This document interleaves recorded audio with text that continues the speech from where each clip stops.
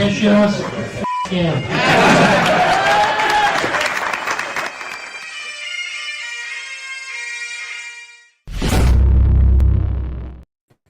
All right, attention to roll call. Outstanding. Good morning, everybody. 8:05 live Eastern Time. For me, I'm on Mountain Time right now. 6:05 in the morning. Tuesday, day after Veterans Day. Shout out to all my fellow veterans out there. Thank you for your service. And thank you to anyone who's lived a life of any type of service. Nurses, teachers, firemen, and, of course, my cops. Number one throughout the entire country. Thank you so much for the job that you do. So underappreciated. Friends that listen to the podcast already here. Shout out if you want to buy coffee and donuts. We appreciate it.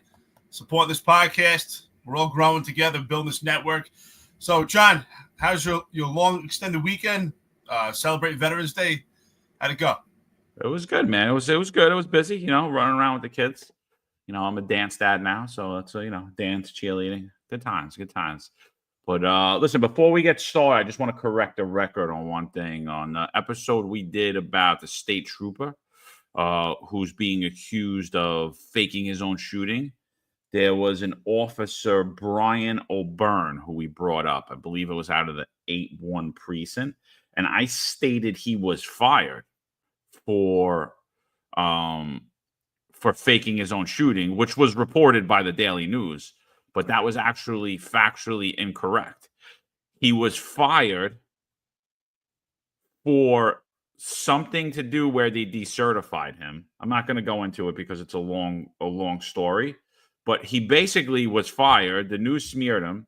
He sued. He won his job back, and he had just recently retired. So he reached out to me. He was a little upset, and I don't blame him because it was wrong. I guess he went through a lot in his career over it. And, the Daily News, that was the first article that popped up. And from my memory, I remembered he was terminated. I wasn't aware, though. He sued, won, got his job back, actually retired 20 years of service. So I wanted to correct the record. I did speak with him. His story's a little crazy. I don't want to get into it. And I kind of told him, I invited him on the show, and I hope that he comes on. So, apology to you guys for giving you the wrong information, and apology to Brian for continuing something that he actually cleared up in his own name. So, Brian, we hope you come on. And like we said on the show, if we ever get it wrong, reach out to us. We'll gladly, if the facts are on your side, we'll gladly say where we were wrong or weren't. I was 100% wrong. It was all me. Eric had absolutely nothing to do with that. I pulled up the article. I read it. I didn't see the article in the coming out. So, yeah. So hopefully, Brian, we hope that you could come on one day and tell your story, because the more research I did on it, it got more and more interesting, actually. Nah, it's no problem, brother. We're a team, man. Listen, you get something right, we get something right. You get something wrong, we get something wrong. And to be honest, I don't think that we got it wrong. We report and give perspective and opinion based on news, what's current and what's past. We give police perspective. It's a new genre, police media. And, like I said, we apologize to him for giving perspective on wrongly reported information by the paper. Listen, I read it also. We received a very lengthy email. You can see this clearly. There's some deep emotions going on there, and I can understand it. It happened to me. I had an incident in 2017 where it was reported in the papers that said that a Bronx cop punched an innocent bystander. My name was completely smeared. Context was missing. So, Brian, I totally get it. I had a Bloods gang member kicking the shells of, we had 2 males shot. We had a rival gang thing going on. We had 2 males shot on Webster Avenue. I had a Bloods gang member kicking the shells, disturbing the crime scene, really compromised the scene. I tried to settle the scene. He got in my face, threw a complete swing at me. I deployed a couple of strikes, and it was in the paper. A Bronx cop punches an innocent bystander. It was never corrected. Actually, the LBA at the time tried to counteract that, and the news would not counteract it, would not get the proper information. So I totally get it. And the only thing that saved me was 3 weeks later, that Bloods gang member shot another gang member in the face at the same location and killed him. He's now in jail. So the perpetrator's name was Kevin Petaway, if anybody wants to look it up. So I get it. So, Brian, I understand it. What we need to do, though, is we need to really put pressure on these on the editors and also these reporters in the news to counter and put the proper information out there. So, again, sometimes we put out information that may be wrong, but it's based on what's going on in the news. So, Rich Raj, thank you so much. $10, coffee and donuts at a podcast. Good morning, everyone. Good morning to you. Rich Raj always put his hand in his pocket. We really appreciate it. So, John, thank you for that, though. That's what we do here. We're not here to spear anybody. We're here just to report the truth. Yeah. So, all right. So let's get into Thomas Homan, right? Trump just appoints him as a border czar. Who's Thomas Homan? You look him up on Wikipedia. Speaking of media smears, let's see let's read what Wikipedia has Tom Homan as. Thomas Douglas Homan is an American former police officer, immigration official, and political commentator who served during the Obama administration and the first Trump administration. He served as acting director of the U.S. Immigration and Customs Enforcement, also known as ICE, from January 30th, 17 to June 29th, 18. Homan advocates deportation of undocumented immigrants and opposes sanctuary city policies within the Trump administration. He was amongst the most strident proponents of separating children from parents as a mean of deterring illegal entry into the country and curbing human trafficking.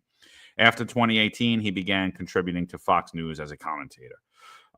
So I think right there, you see the little smear that he wants to separate children. Before we go on Thomas Homan's career, apparently deportation means separation of children.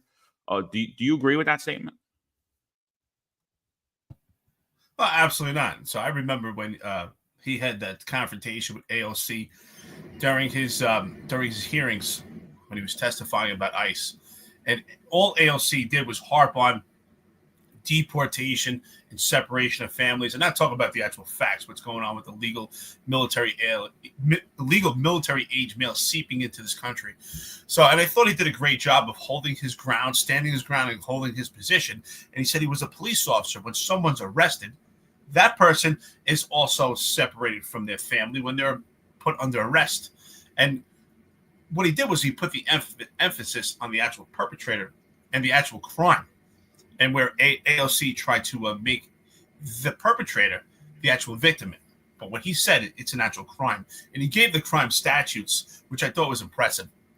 And I read the Wikipedia also. Actually, I knew we were doing the episode, so I read the Wikipedia yesterday on it. And I knew some about Tom Homan. And I thought the same thing. So, wow. It's funny how Wikipedia says that his policies are in opposition to sanctuary city policies.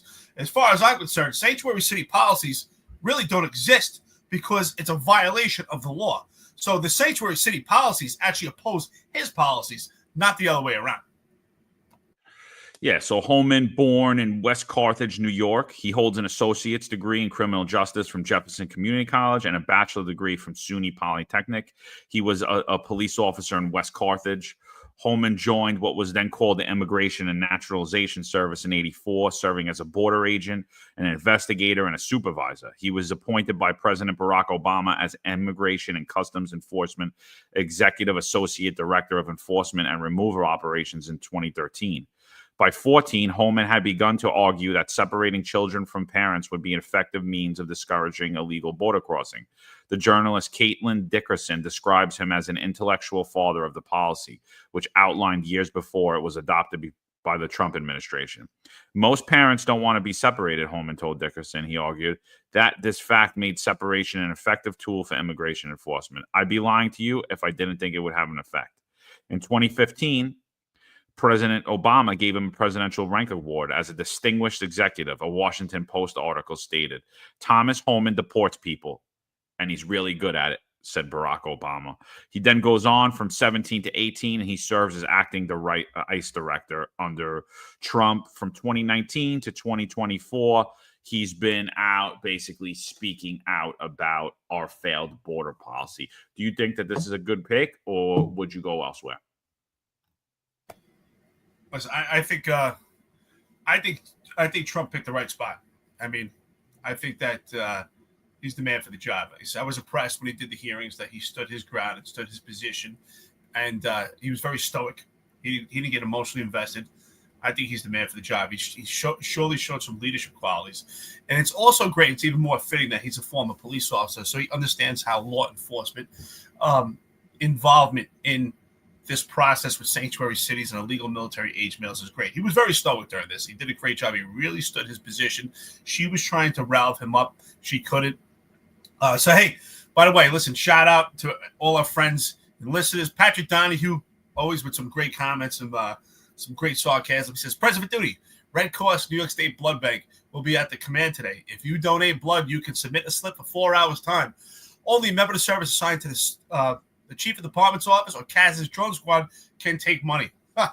That's definitely going to come up. That will come up in the episode. Outstanding. John, let's get into this one. Yeah, so I think Homan's pick was a good pick. I mean, if you're gonna put somebody in to be in charge of anything, I think that it should be someone that has experience doing it. He has not only experience as a police officer, but also as a border patrol agent, a supervisor, then an executive in the border. So he has the experience necessary, but does he have the fervor? I think that when we go into these videos and these clips I have of him, I think you're going to see that he is set on enforcing our border security and our federal law. So here's Tom Homan testifying in front of Congress. He's speaking to AOC. Mr. Homan, your name is on this. Is this correct? Yes, I signed that memo. So you are the author of the family separation policy. I am not the author of this memo. You're not the author, but you signed the memo. Yes, a zero tolerance memo. So you provided the official recommendation to Secretary Nielsen on for the United States to pursue family separation. I gave Secretary Nielsen numerous recommendations on how to secure the border and save lives. But it says here that you gave her numerous options, but the recommendation was option 3, family separation. What I'm saying, this is not the only paper where we've given the Secretary numerous options to secure the border and save lives. And so the recommendation of the many that you recommended family separation. I recommended zero tolerance. Which includes family separation. The same as is with every U.S. citizen parent gets arrested when they're with a child. Zero tolerance was interpreted as the policy that separated children from their. If I get arrested for DUI and I have a young child in the car, I'm going to be separated. When I was a police officer in New York and I arrested a father for domestic violence, I separated that father Mr. from his Homan, family. with all due respect, legal asylees are not charged with any crime. When you're in the country illegally, it's violation 8 United States Code 1325. Seeking asylum is legal. If you want to seek asylum and go through the port of entry, do it the legal way. The Attorney General of the United States has made that clear. Okay.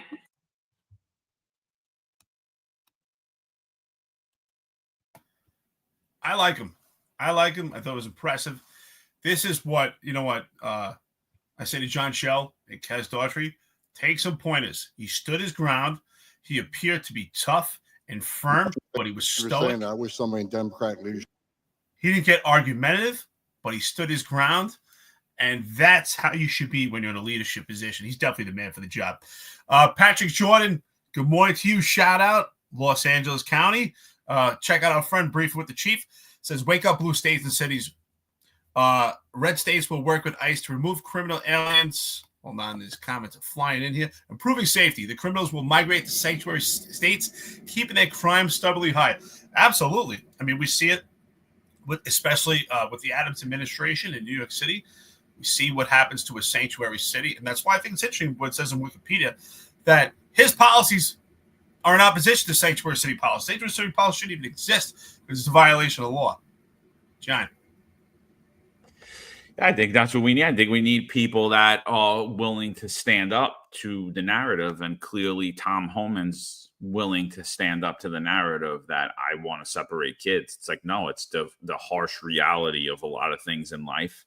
I've been in situations, and so have you. I mean, anyone that's been a cop has been in a situation where you feel horrible locking someone up, not because you feel bad for them, it's because you feel bad for their kids.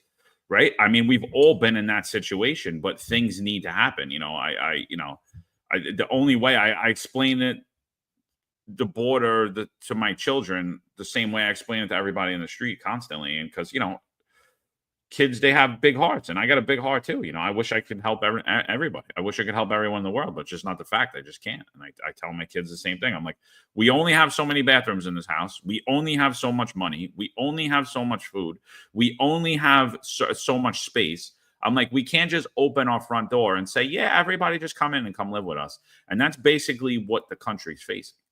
And if we did do that, this wouldn't be a house you would want to live in a long time, because your rooms would be overrun. You would never get to use the bathroom. The house would never have food in it.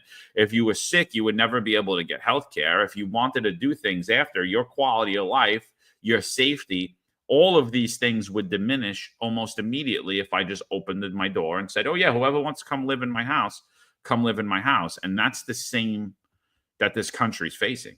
And, this man sat up after his career was over, when it was very fashionable to turn your back on Donald Trump and say that how he was a horrible person, and continued to defend the work that they did and continued to say what's necessary.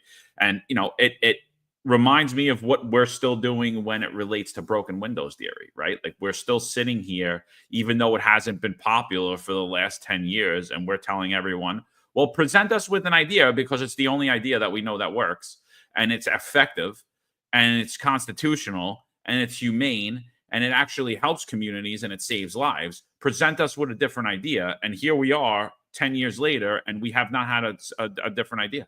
We've had Eric Adams completely criticize it. We had Bill de Blasio completely criticize it, shut it down. We had the person who's related as the godfather to it, Bill Bratton, turn his back on it.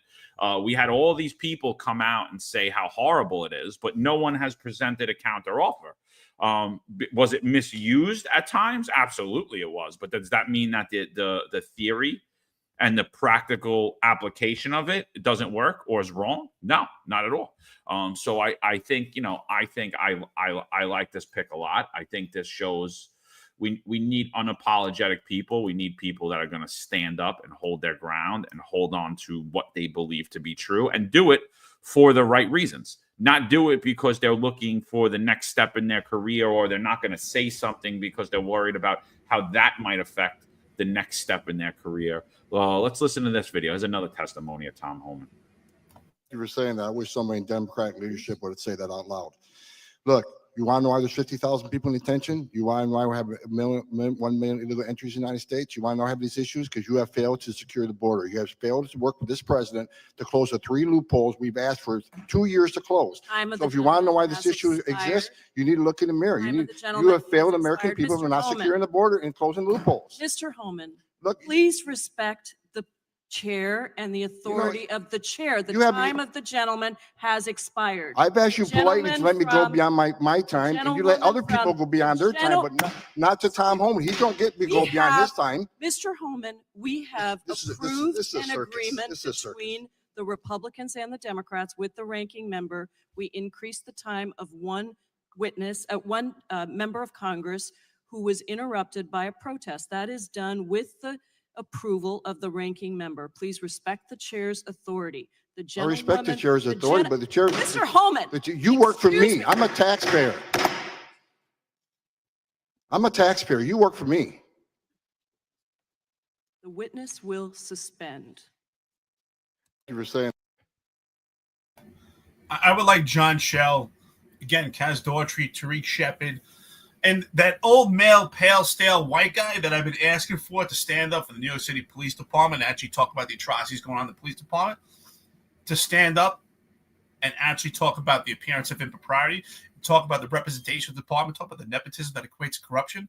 You think this man, if he was a chief of the NYPD, you think that he would gaslight the public and pretend to be something else? You think he's going to pander to the Adams administration? I believe here's someone who's a leader because I think he stands on his moral principles. I think that he's willing to stand up for what he believes in.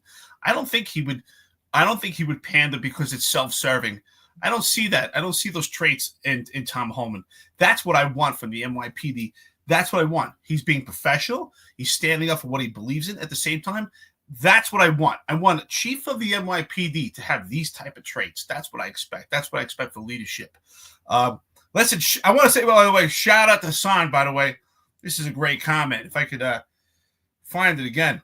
Hassan says, I need a refund 4 days. No live. Absolutely horrendous. Listen, we appreciate it. Thank you so much for the support, brother. We're going as much as we can. This was an important weekend to honor Veterans Day and the Marine Corps birthday. So yeah, listen, we'll be back the entire week. So thank you, Hassan. We appreciate it. You're a great friend to the podcast, brother. Hassan, we're definitely not doing 4 hour stuff, but thanks. All right, listen, here's Tom Homan again. Let's see Tom Homan on Fox News. Again, most of these clips are going to be after Tom Homan's out of office already. So you got to think about that too. He's not doing this for any type of pay at this point. If he's working for Fox News, a contributor, he makes like a small stipend for that. But when you're testifying in front of these places and you're doing it on your own time, you're not doing it for money. So here's Tom Homan again. Talk about this now. Alexandria Ocasio-Cortez was out stumping for Bernie Sanders in Iowa. Let's take a listen to what she had to say on Saturday. Organizing is about tipping people off if you start to see that ICE and CBP are in communities to try to keep people safe. I'm here because Senator Sanders has actually committed to breaking up ICE and CBP. Tom, your thoughts on that statement? It's ridiculous. It's an extremely stupid statement made by somebody I never consider real smart anyways. But here's the elected lawmaker. She's a congresswoman standing on the stage telling people how to obstruct ICE, tipping off people that ICE is looking for. And she needs to realize 9 out of 10 of everybody ICE arrested last year was a convicted criminal or pending criminal charges. Let me talk about last year, 137,000 criminals, 2,000 were murders, 12,000 sex offenses, 45,000 assaults, 62,000 drug offenses, 10,000 weapons offenses. And she wants the community to tip these people off. The ICE is in their neighborhood operating. ICE's job is already extremely dangerous. Now she's making it more dangerous. And she's one of these Democrats keep saying, no one's above the law. The president is above the law. We need to impeach the president because he's not above the law. But apparently illegal aliens are above the law because ICE isn't allowed to arrest them. It's a ridiculous statement. Tom Homan. It's a dangerous statement. Yeah. Tom, thanks for joining us. We appreciate it. What do you think about that? Nailed it. I love the fact when he said this is a dangerous statement, because it is a dangerous statement. Even when he testified and AOC was really getting argumentative with him, she said, these are legal asylum seekers. That's quite the opposite. They're gaslighting the public. They're not legal asylum seekers. They're illegal. They've committed crime. They crossed the border illegally. And most of the people that are coming here illegally that need to be deported are from the spoils of prisons from some countries from South America, particularly Venezuela, when we talk about the gang trend de Aragua. This is what we need with the leadership. And, Trump said, during his Joe Rogan interview, what was his mistakes for his first presidency, and it was having the wrong appointments. And I think that this is, when we talk about appointments, right, which is a leadership trait we want to see, a key element is picking the right people. And I think this is a great start. I think this is the right person. There's no doubt in my mind. I can't. Who could you think of that would be a better candidate? He definitely has the traits, the qualities, the experience to do this job, especially at this time. Not someone that we're picking based upon the color of their skin or their gender or their sexual preference or how they identify, which is what Joe Biden has done the last 4 years. I think picking anybody that believes in national security and border security is the right person for the job. It appears to me Tom Homan's more than fit for the job. He's willing to stand up to the mob. And we're seeing that here time and time again. Here's some more Tom Homan. I think that this is a great appointment. I think this is going to set the media ablaze. It already has. They're talking and they're honing in on child separation. They're not honing in on the rapes that are occurring every day on the border. They're not honing in on the deaths that are happening to children from the border crossing. They're not talking about the sexual trafficking of children that's coming across the border and leaving across our borders. And I don't even want to say the border, our borders, because it's the northern border too that's completely wide open. And then, we forgot about terrorism. And, I just think one thing he doesn't add in the last video where we saw AOC campaigning to tip off the community of ICE acting in the community. I also think it's illegal. For someone to say it's not above the law, no one's above the law. She shouldn't be above the law either. She is making it more dangerous for ICE officers, and she is promoting violation of federal law. She's aiding and abetting. So I believe that statement, not only was it dangerous, I believe if you look at the federal code, it's also illegal. I've read it. I'm pretty sure that's in there. I think AOC committed a crime when she stated that. So here's some more Tom Homan. First of all, your comments are disgusting. I've served my country. I've served my country for 34 years. I find your comments this is out of control. As well. I've served my country for 34 years. And yes, I held a 5-year-old boy in my arms in back of that tractor trailer. I knelt down beside him and said a prayer for him because I knew what his last 30 minutes of his life were like. And I had a 5-year-old son at the time. What I've been trying to do my 34 years serving my nation is to save lives. So for you to sit there and insult my integrity and my love for my country and for children, that's why this whole thing needs to be fixed. And you're the member. We agree on that. Fix it. We agree on that, but I disagree. But I also disagree with your characterization of immigrants as prone to criminality. People for 3 decades on this. Gentlemen, time is. Look, you want to know why there's 50,000 people in detention? You want to know why we have 1 million illegal entries in the United States? You want to know why I have these issues? Because you have failed to secure the border. You have failed to work with this president to close the 3 loopholes we've asked for 2 years to close. So if you want to know why this issue exists, you need. All right, we went over all that. So I how want does to say it? what's Yeah, that? yeah. No, go. No, I want to say I think that so one thing I always think about when it comes to leadership is having emotional intelligence, and I've read a lot about emotional intelligence, and that's really an important leadership quality. And I think that he's got an extreme amount of emotional intelligence, right? It's the ability to recognize other people's emotions, controlling yours, and I think that he has that great ability. He knows when to remain calm, and he knows when to actually start to be argumentative and stand the ground. So I think he shows extreme amount of emotional intelligence, and the reason why is because he backs up with facts. Someone said we need balls at Alvin. I know, yes, he shows balls, but he knows when to point the finger. He knows when because he backs up with fact. So that's what makes him intelligent, makes him a good leader, and shows he has got an extreme amount of emotional intelligence. Is what we need from a leader. So I think it's quite impressive. I can't think of anyone else that would do the job. He's absolutely the man for the job. Should the NYPD leadership support the Tom Homan, and should they be advocating to work with ICE to deport illegal gangs, illegal terrorists, illegal aliens who commit crimes, and potentially even people who are here just illegally and not committing any other crime other than crossing the borders?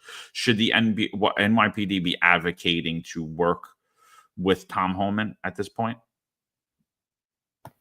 Yeah, there's no doubt about it. That's what I'm talking about, emotional intelligence. If we had real leadership from the upper echelon of the police department, they would say, listen, we respect the mayor and we will show him respect, but we do not agree with sanctuary city policies. It does not equate to public safety. And our job as the NYPD is public safety. So what we are going to do is what works for public safety. We're willing to speak to the mayor. We're willing to work together, but we have to work with the federal partners. And here's why: back it up with fact and actually stand on your moral principle. That would be emotional intelligence. We will not see that. Absolutely, they should be working with their partners. It's the same thing, right? There's a dichotomy between the police department, the DA's office. What goes on the DA's office is not really the police department's problem. Should they work together? Yes. But what goes on the DA's office is quite separate from the police department. And what goes on at the political administration should be separate from the police department if we had true leadership. But we don't, because it's self-serving. It's about getting that star on the shoulder. It's about the next promotion. It's about paving the pathway for your offspring so that they can get into a detective squad with 18 months. It's not about public safety, because everyone in the police department, especially if you have 30 years on the job or more and you're a chief, you know that the pathway to public safety is not being a sanctuary city. It's working with your federal partners. It's always working as a team. Work with your federal partners. Working with agencies in and around the police department. Not in the squad, $5 to the podcast, coffee and donuts. We appreciate Super Sticker. Shout out to you. Thank you so much for supporting us. Absolutely, the NYPD should be working with ICE and should be working with Tom Homan. As New York City being a sanctuary city and New York State being a sanctuary state, has it decreased public safety and lowered the quality of life in New York State and New York City? 1,000%. We could see it, right? We could see it fermenting in and around the Roosevelt Hotel. We have a robbery pattern going on, upwards of 20 some odd robberies committed on 42nd Street, in and around that area, which is probably the number one tourist location for New York City. So that hurts us economically. It hurts the image of New York City. Absolutely. It's hurt. Not only that, it's hurt the taxpayer, right? Because we funded these migrants with food, shelter. We've actually allowed Tren de Aragua to build their network and growth by being a sanctuary city. It's hurt this city hard, and it's hurt this for years to come. Even if Tom Homan does the best job, it's still embedded here. The seed has been planted. It's going to take a long time to get to the root and get them out of here. All right, here's him on Varney and Company and Fox Business. The scenes with ICE as we speak. I talk to ICE every day. They want to help because they understand this is a criminal problem. And let's make it clear. President Trump has said, and I've said 100 times, this deportation operation, the priorities are going to be public safety threats and national security threat. They will be the priorities. And no one should be pushing back against removing a public safety threat from the streets of this country and protecting our citizens. The scenes with ICE as we speak. I mean, it's complete common sense. I mean, even Adams, who at one time campaigned that he campaigned and he kept on his promise for the last 3 years, ever since he got indicted. And then once he got indicted, he's changing his tune now. But he campaigned that the police department, law enforcement, the police department and ICE should never be in a position to harm undocumented immigrants, is what Eric Adams said. If you go to his Eric Adams for New York City X account, you could see that on there. Should never be in a position to harm, right? And what he's saying here is never. So he's actually, that statement contradicts what Homan's saying here. But who really is against that? It's a wild statement. He's saying they're going after public safety threats. They're going after gangs. They're going after people implicated in crimes. And these people are here illegally. Why are we dealing with this? Get these people out of here. I mean, I don't care if you're a Republican, a Democrat, an independent, a Buddhist. I don't care what you think, what you believe. I mean, who in their right mind is like, no, let's keep these people here. They're good for the country. This should be bipartisan, in my opinion. Well, it also shows that we have a major problem in the leadership of the NYPD and other law enforcement agencies throughout the entire country, majority being Democratic cities, because of pandering. The upper echelon of the police department, especially the NYPD, should not be involved in the politics. You know, that's why we always say John Schell should be completely apolitical, because they should be doing what's right for public safety, not what's right for John Schell and what's right for John Schell's career. That's why John Schell is making, has a LinkedIn page. He made himself all the social media stuff because he's promoting John Schell. It's been completely self-serving. If John Schell really believed in public safety, he'd have the same stance as Tom Homan. We all know, it's just common sense. It's obvious that the legal military age males in and around Roosevelt Hotel has been a complete eyesore, has taken the toll for New York City residents, has taken a toll on tourism. We have robbery patterns going on with scooters. I mean, John, you go to New York quite often. You see it. And listen, I'm not even there right now, and I hear it all the time. I speak to my friends, and they tell me, you see the conditions. It's just in your face. You don't need the data. You can just see it. VSS Ventores, shout out to you, brother. $5 to the podcast. Coffee Donuts, we appreciate it, brother. Here's to the fun and to Trump's administration. Rip and tear until it's done. Absolutely. So I like the fact that he's not pandering. He's willing to face opposition, Tom Homan. I like the fact that he stands on his principles. Does that mean he's right about everything? I don't know everything that his stance is, but I can tell you on this particular issue, it makes sense. It's just common sense. We have to do what it takes for public safety. And I think, it's quite interesting what you said about AOC. She says people should be above the law, but clearly she's above the law, and she's twisting things and gaslighting. And we see it from all the Democrats, gaslighting information and just changing the narrative. Yeah, it's a really, really sad state of affairs. I'll be back in NYC next month again, but last I was there in September, I believe, September, October, I don't remember. Whenever I was there, I mean, dude, honestly, driving around there is like, it was always, I think driving in New York City is always like it should be an Olympic sport. But now add in these electric scooters and all of these people driving around illegally. I mean, you literally, I'm like, holy crap, I almost ran 3 or 4 people over, not because I did anything wrong, because there's no traffic law, there's nothing. When you're in the outer boroughs, forget about it. It's insane. And again, you see the diminishment of the police department. Nobody's there.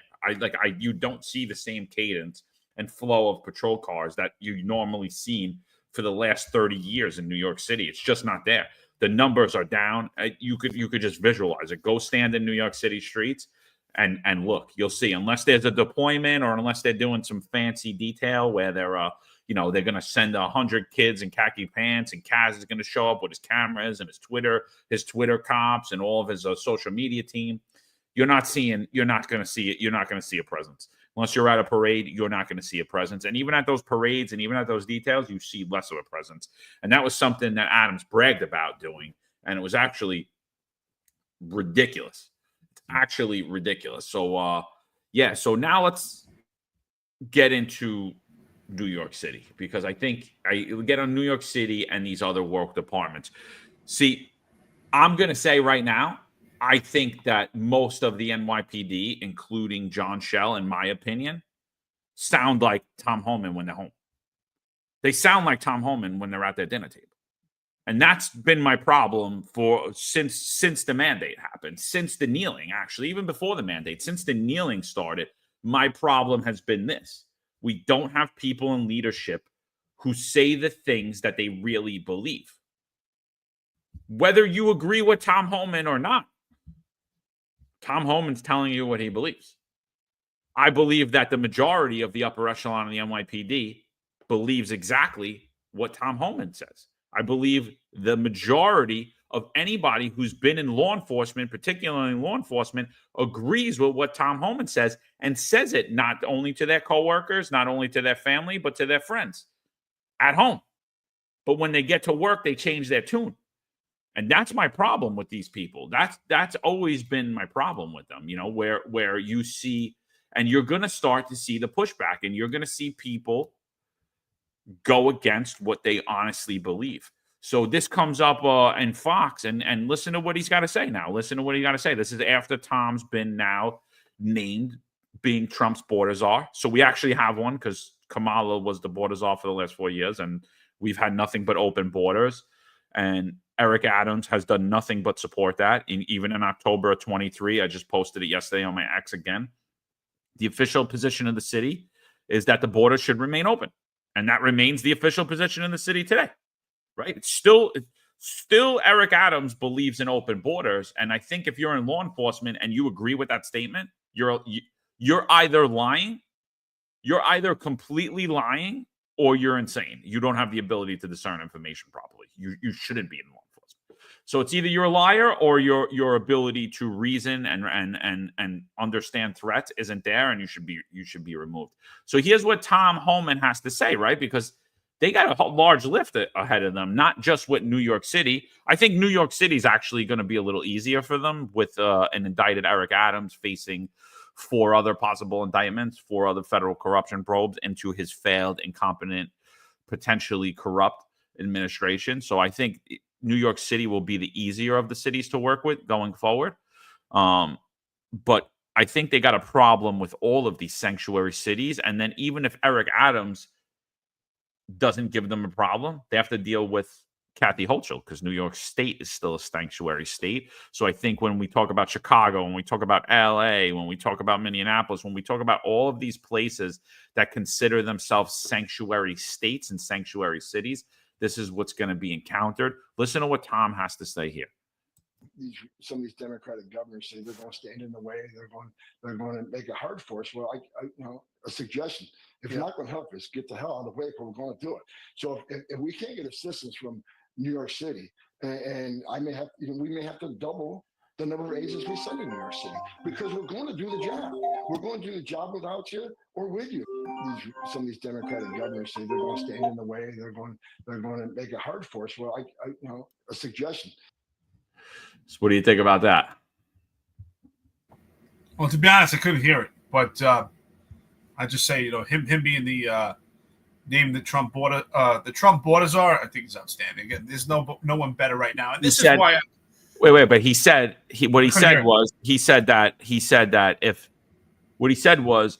if these Democratic governors are saying they're going to stand in our way. And my suggestion is then get the hell out of our way. He said, if New York City is going to give us a hard time, that's fine. I'm just going to send double amount of ICE agents, and which is why they're looking to double the size of ICE currently. So that's his plan. If the state and the city will not cooperate, they're just going to do it on their own. They're going to do it anyway. Doesn't matter.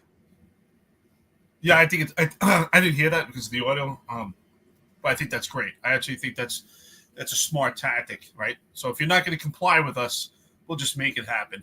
And clearly, Kathy Hochul and Letitia James, that's why they put out that message where they were saying congratulations, but really it was a backhanded compliment and basically threatening, the lifestyle for New York State, and they'll continue their policies because they know that this administration is not playing. And says he will follow the city rule right for public safety. I think it's great. I think it's a smart move, right? He at this point, it's gotten so bad with the illegal military age males throughout this country that we can't even sit down and try to have a conversation because it's not going anywhere. So, okay, you're not going to work with us? We'll make it happen. Outstanding. Yeah, so and they're going to have a big problem when it comes to sanctuary states and sanctuary cities. If your police departments aren't going to notify you when they should, if they're not going to put ICE detainers, again, I believe that the leadership in these departments are violating federal law. I believe that, if you read the federal statute, they're in violation of federal law. If they're going to actively work against ICE, it's going to be a rough 4 years, I think, and I think it's going to be. I think we already knew that. We set up, and I think the only way to alleviate that is to take back seats in our local offices, city council, state assembly, state senate, governor, mayor. I think that's the path forward, is not to be comfortable under that Donald Trump's the president and America's saved. I think it's far from it. I think the work of beginning to save America, save our cities, save our police departments, I think the work starts in January 25. I think that's when it starts to begin. But I think the same way you guys were all nervous the night before the election, the same way that Democrats came out and voted for Trump, the same way that people that don't even like Trump voted for Trump because they felt there was no other option and we needed to get this man in office and we need to change the direction of this country. I think that's the way we should feel every day in this country, us as adults, as voting, tax-paying adults. I think we need to hold our politicians and their appointees strictly accountable for all of their words and all of their actions every day going forward for the rest of our lives. That's how we fix America. Not, Donald Trump's in office and we're good, because we're not. We're not, because what you're gonna see is a ton of friction, and he hasn't even stepped into office, and it's already starting. So look at this. This is the LAPD police chief, newly appointed, Jim McDonald. I'll go over Jim McDonald's career after this, but Let's listen to this video. Eric, we'll get your thoughts on it after. Who could be more aggressive under a new president. McDonald said no. He says it's not part of the LAPD's job and says he will follow the city rules that prohibit almost all immigration cooperation. LAPD will protect our immigrant community. LAPD officers will not take action to determine a person's immigration status and will not arrest someone for their status. And LAPD will not assist with mass deportations. Los Angeles is a city of immigrants, and I know immigrants are being disparaged right now. But I want the people of Los Angeles to know my viewpoint. Our nation was built by immigrants, and LA, such an extraordinary city, because of the people here from literally all over the world. Who could be more aggressive? What do you think about Chief of LAPD, Jim McDonald? This is just insane. This is stupid. He's just downright lying. It's a complete lie. I mean, he's got a lot of experience. He was the sheriff of Los Angeles County. He was the chief of Long Beach Police. He's very familiar with Los Angeles County and the neighboring county, which Jim McDonald was working. This is absolutely ridiculous. He knows it's an outright lie. I spent a lot of time in LA. It's on par with New York, very similar, right? You have a homeless problem. You have a problem with illegal military age males, and it equates to public safety. This is an outright lie. With all the experience in law enforcement that he has, here is another white, old, pale male still just pandering to the movement, being political, and not actually having a stance on public safety. If Tom Homan was in charge of the LAPD, I highly doubt that he would sell himself over. I don't see him having that type of mental mindset. He appears to be the masculine, have those masculine traits that we want. A leader has the right emotional intelligence. This is just stupid. Come on, it doesn't even make any sense. I mean, you know what's funny? I just think the Democrats have pushed so hard, John. They pushed so hard, and that's why people woke up during this election, because the Democrats pushed too far that it backfired. And other Democrats are waking up and saying, wait a minute, this is just getting too far. We went so far over, it just doesn't even make any sense now. So I think you're right. You know, I always talk about leadership working from the top down, but I think with politics, it's also from bottom to top. We really do have to get these seats overtaken on the local level. I learned a lot about politics now from doing this podcast. I was never involved in politics, but seeing how this is just a step in the right direction. When Trump gets inaugurated, there's a lot of work to be done. There's a lot, and I'm sure there's going to be a lot of rift between our federal government and our democratic cities and our democratic states. But it's the path. It's the only way. And we're going to have to go through this resistance. It might even get worse before it gets better. But this is just stupid. Come on. He's outright lying with all the experience he has. I mean, I'm sure he's upset because he didn't get the job once. He was beat out for this job once before. So now he really wants a job, and he's selling out to Los Angeles politics. Unbelievable. I wonder what Patrick Jordan thinks about this. Yeah, he was actually said, I had this. I saw this last night. I tweeted about it.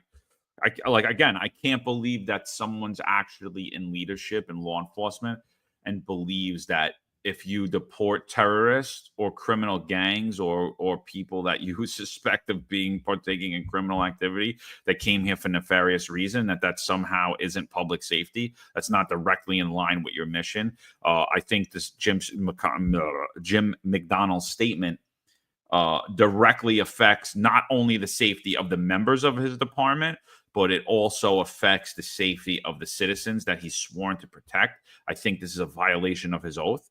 I think this is disgusting. I think the Democrats are brilliant at wording things to scare men like Jim McDonald.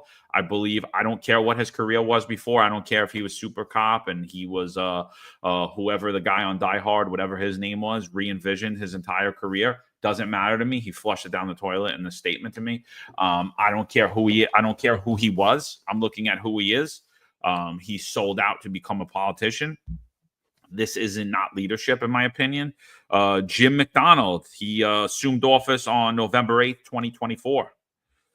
He was the 32nd sheriff of Los Angeles County, December 1st, 14 to December 3rd, 18. He was the chief of the Long Beach Police Department.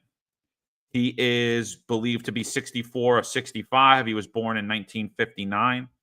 He started his career in 1981, where he started out as a police officer in the LAPD. So when we were 1 years old, he had just began his career in the LAPD.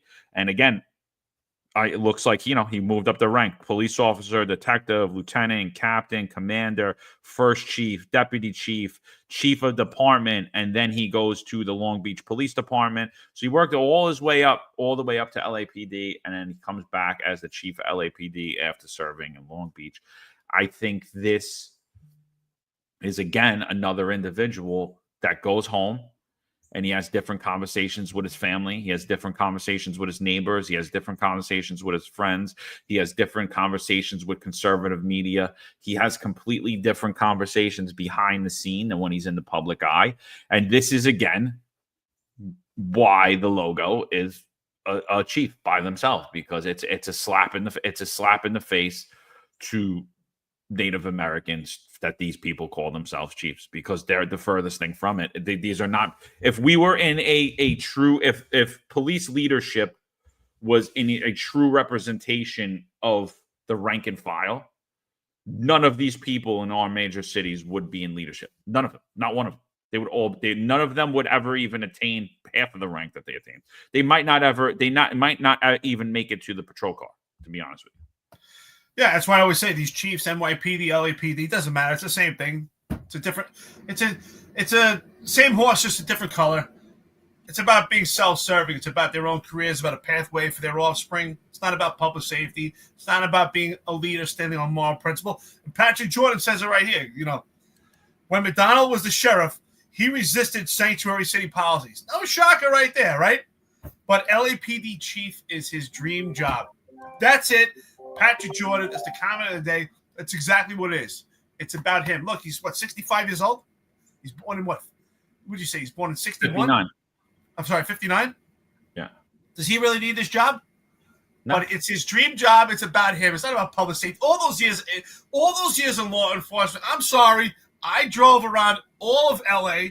I drove around all of New York, lived there my whole life. We know what it looks like. We know what it looks like before this border problem. We know what it looks like now. It speaks the truth. You don't need the data to know what it looks like. And what it looks like, it tells you. It's a picture. Picture paints 1,000 words. This guy is stupid because he's self-serving. He's no different than John Shell and anyone that's in the upper management of the police department right now for the NYPD. They're all playing the same game. There's no way at home when he looks in the mirror and he's in his boxes and he says to himself, yeah, I believe in sanctuary. There's no way. And that's why I say that's what's so unique about this podcast is what we say in private is the same thing we say in public. It's the same narrative. Unlike these people have to live a lie. What's interesting about that is what I learned is when you tell the truth, you hurt others. But when you tell the lie, you hurt yourself. Yeah, and that's the thing that, like, I was explaining to Brian, like, when I messed up his story, like when I didn't get the whole thing. I was like, listen, dude, we're not painting narratives. I'm just going with what I see. I remembered your story in my head, and I also remembered the article. That is the article that's on the top of the Google search. It shows the last thing is that you're fired. When you go down further, it tells a different story. It tells a complete different story. I had to search it out. I found it. I said, I'll correct the record. I said, we're not trying to paint a narrative. I was like, I don't even know you. So what the hell would I paint a narrative? And he was like, yeah, but he was upset. And I totally agree. I would be upset too.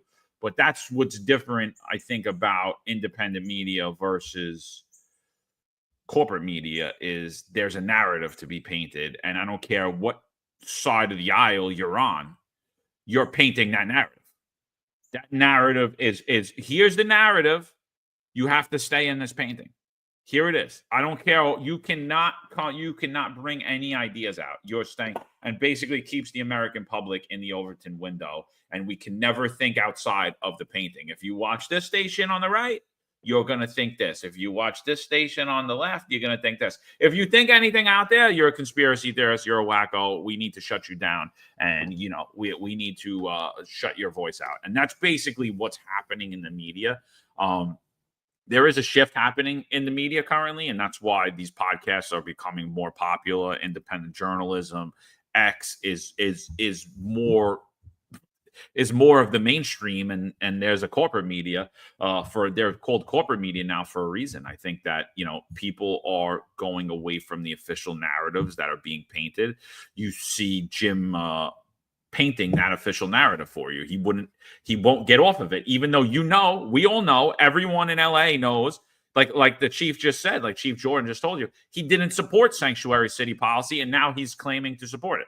So it's we all know he doesn't, and it's the same when we go across the aisle. I remember vividly Monahan, Chief Monahan, who was always in Comstat talking about how many touches do we have on people? How many touches do we have on people, right? He wanted, at one point, the NYPD misused broken windows so bad. Crime was so low. They were just looking for dots on the map. They didn't care who it was or what it was or who was being stopped.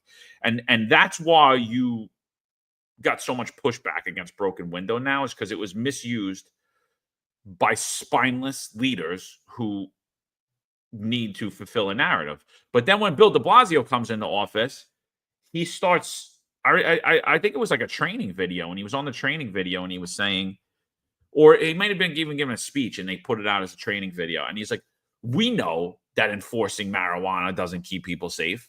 And I'm like, I don't know that. I've been doing this for a long time now. I don't know that. I think that it does. I think we get a lot of guns off the street. I think we get burglars off the street. I think we get robbers off the street. I think we get sexual predators off the street.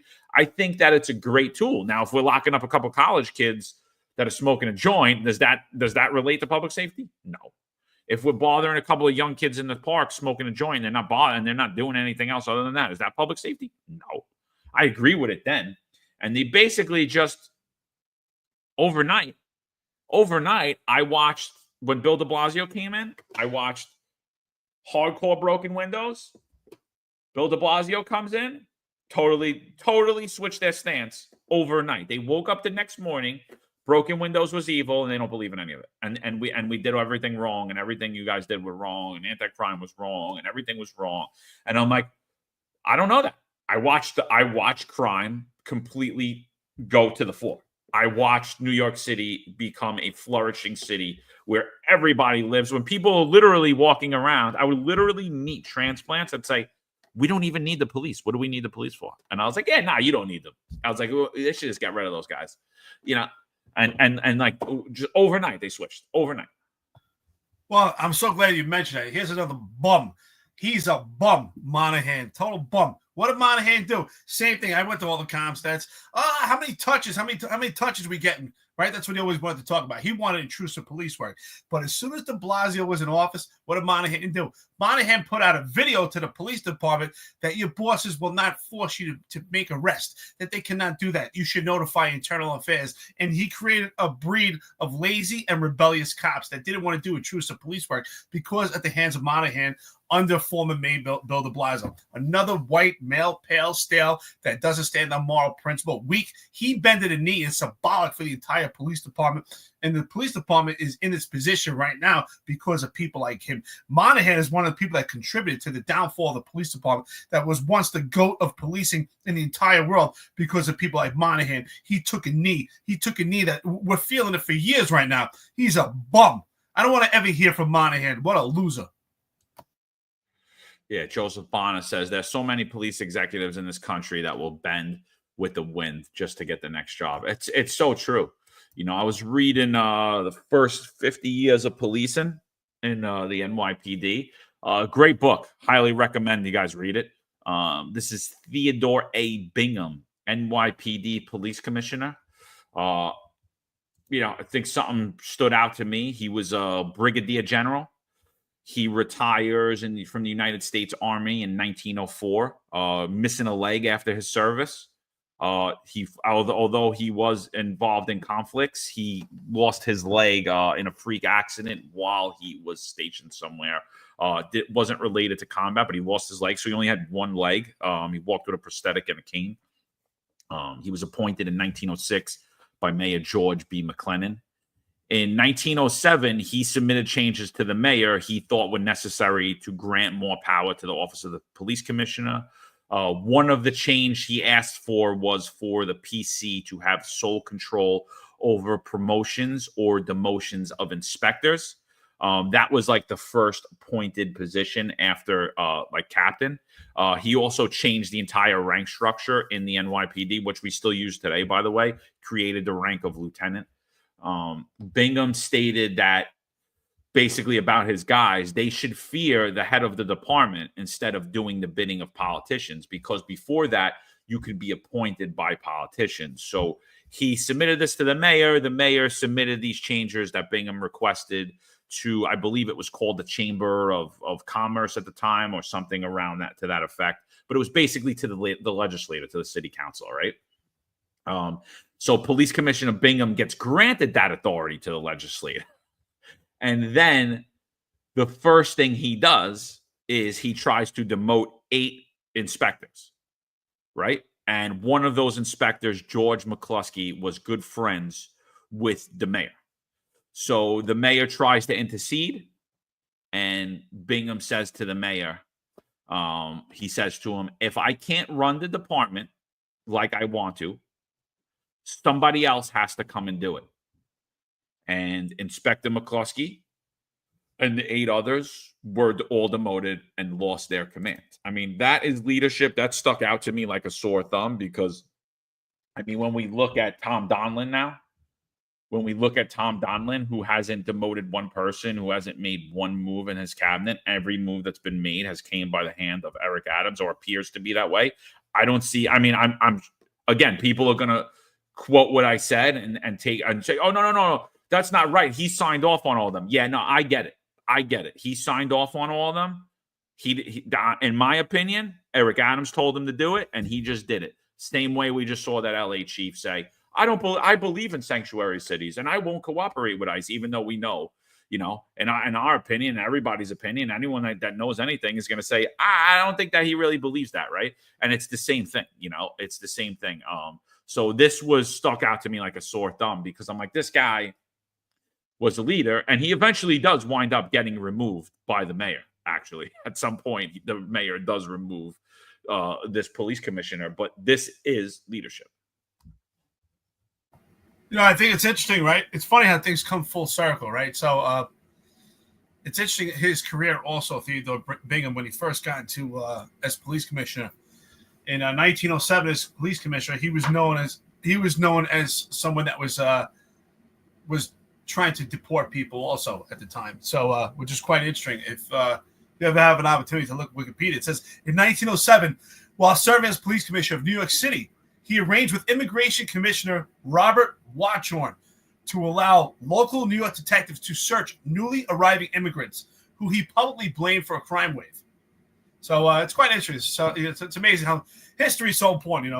It definitely repeats itself. It goes full circle. So I was a history major. That was my major in college, and you learn in history that it definitely goes full circle, repeats itself. It's supposed to be a learning tool to look at history, so we see what mistakes were done, so we don't go forward in the future, and actually what was done well to try to continue and branch off of that. So quite interesting. Definitely some similarities.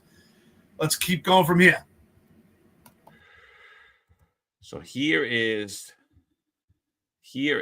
Tom Homan. Here's a little longer clip of Homan on I believe this is on Hannity. Are you planning on deporting American citizens? No, exactly not. Look, the view, it's like the island of misfit toys. They don't know what the hell they're talking about. President Trump has made it clear.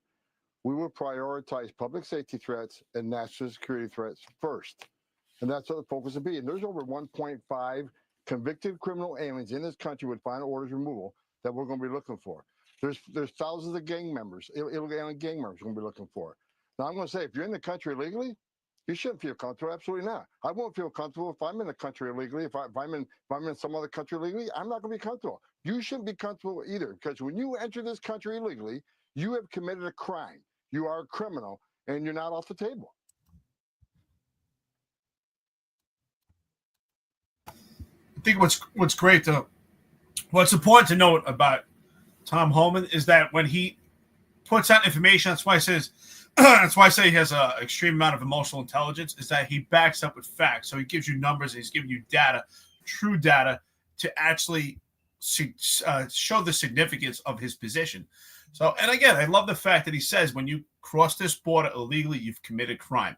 And that is the truth. That the bottom line is they committed crime. And AOC wants to, paint this lie that they're legal asylum seekers. Absolutely not. And I think it shows also the Democrats don't have any emotional intelligence. And what do? Right? We saw it here in the hearing. As soon as he was saying stuff that she did not agree with, that she didn't want to be heard, they tried to shut him up. And that's what the Democrats do. That's what the left does. They try to silence people. They try to suppress your speech when it's true. When they don't want people to hear it, they try to suppress the speech. Yeah, so he is Rep. J. Powell. She was the chair of the committee that Homan was testifying in front of. So listen to what she's got to say about Trump's appointment. And I think what you're going to see, like we've been saying, is you're going to see a lot of pushback coming from these leftist-run states, especially these one-party ruled states. So here, listen to what she's got to say. Chair Jayapal, I just wanted to get your reaction. Obviously, we've seen the president-elect name a number of people to his new administration, from your GOP colleague Elise Stefanik to U.S. Ambassador to the United Nations, Stephen Miller, Deputy Chief of Policy, and also Tom Homan, who he's named as a border czar. I just want to get your specific reaction to those picks. You said that you would serve as a check on the incoming Trump administration. So what do these picks say to you, and what will your strategy be? Well, look, I think the election results made clear this is going to be a very challenging time. Stephen Miller and Tom Homan were the architects of a lot of the first Trump administration horrific immigration policies. And so family separation, mass detentions, those kinds of things is what was promised and by the Trump administration. And I think what we're going to have to fight. So I think we're going to continue to see a number of people that have disturbing histories being appointed to many of these positions. We're going to have to figure out how we fight that best. This is not a first Trump term. This is a second Trump term. And I take there are both positives and negatives with that. I think we have fought this before to the point where we elected a new president in 2020. We did not elect Donald Trump. At the same time, this is many fewer restrictions with the kind of electoral majority that he won. And so I think we're in that discernment process. We'll have to figure out exactly what this looks like. And obviously he's going to continue to name people to these positions who have been architects of Trump's Project 2025 agenda.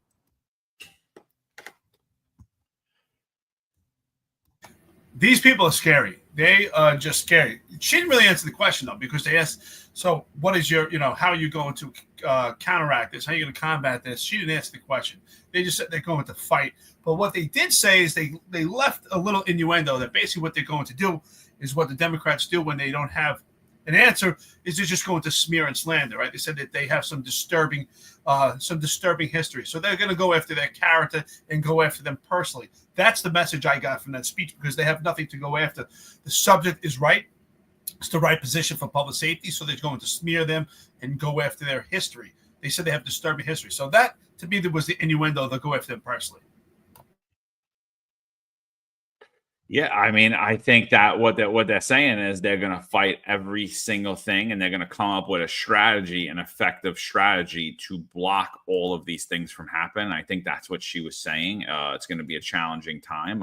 They're setting up, and it's already starting. So let's look at this demonstration that just recently happened. Hundreds of immigration advocates rallying against the next commander-in-chief. Many say they're concerned about the president-elect's deportation plan once he takes office. News 4's Brittany Miller explains.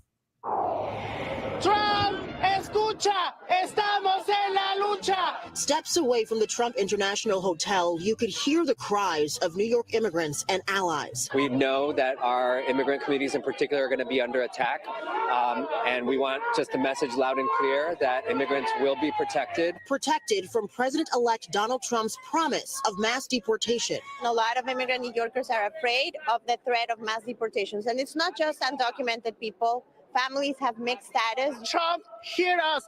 We are here and not leaving. We're going to resist, right? And one key way that we're going to resist is we're going to demand that our city and our state step up for immigrant communities. Co-executive director of Make the Road New York, Theo Oshiro, says that means making sure they have access to legal services. On the flip side, more Latino voters supported Trump in this year's election. According to NBC exit polls, 46% of Latinos voted for him in 2024 compared to 32% in 2020. I am Latina. I am heartbroken to see so many people voting for Trump and to see them essentially abandon immigrant communities. But I also understand that people are searching for solutions. We need to mobilize and organize like we never did before. In his first rally since the election, Reverend Al Sharpton discussed the dangers of mass deportation and delivered a message of hope. You can pass whatever bill you want. We ain't going back. You can come whatever policy you want. We ain't going back. And this rally here is just the beginning. Reverend Al Sharpton says he's going to bring the National Action Network to D.C. in January. In Columbus Circle, Brittany Miller, News 4 New York. I hope that the country sees that it doesn't matter what party you're in, Democratic Party, Republican Party, Independent Party. If you're a libertarian, it just doesn't matter at this point. You have to do what's best for America. And when we talk about New York City, New York State, you have to do what's best for New York City. And this just shows the Democratic Party is not willing to bend, they're not willing to compromise, and they're not putting public safety first. What we should hear from these politicians is, what does the people want? What do people want? People want public safety. They want to prosper, have a good life. So let's sit down. Let's sit down with the people. Let's sit down with the president, and let's sit down with Tom Homan and discuss and compromise and figure out a plan that we could work together. And let's target and make sure that we target illegal military age males, those that are part of Tren de Aragua, those that are here that have come from the spoils of jails in South America. And it's funny how they're gaslighting the public. They're putting out all these good people, these hardworking people that are immigrants. These people that are out there cheering, most of these people actually came here legally. Who knows? I'm not sure. But it's funny how they try to gaslight the public and make it look like we're out there just deporting everybody. But what he said, Tom Homan, is we're looking to deport those that actually are criminals, those here that have committed atrocities in this country, rape and murders. And we have some legit criminals in this country that have seeped in. It's the same thing that happened, when the criminals were let out from the spoils of jails in Cuba by Castro at the time with the Jimmy Carter administration. It's no different than right now. And I think that this is complete gaslighting, irresponsible by the Democrats. And this is what we see. They're not willing to work. They just want to fight and show their position. They're willing to push so far.